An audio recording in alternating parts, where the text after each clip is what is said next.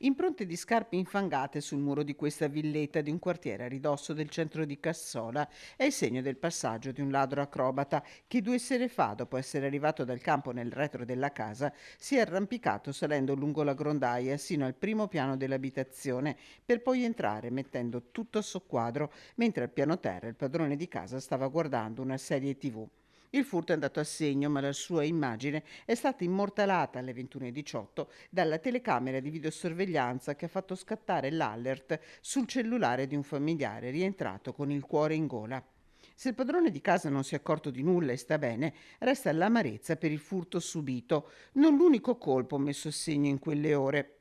A poche centinaia di metri da via Alessi, alcuni malviventi sono entrati anche in una casa di via Paolo VI. All'interno 2 anziani che si sono accorti della presenza dei banditi solo dopo l'arrivo di un parente che li ha fatti fuggire. 2 furti e alcuni tentati furti, dopo un periodo di relativa tranquillità per questo comune della Pedemontana, dove il sindaco Giannantonio Stangherlin pensa di attivare il controllo di vicinato. Faremo un'assemblea generale con tutti i quartieri per capire chi dà disponibilità per attivare questo servizio sul territorio, che è un servizio che non sarà ovviamente fine a se stesso, ma sarà coordinato con tutto quello che già si sta facendo con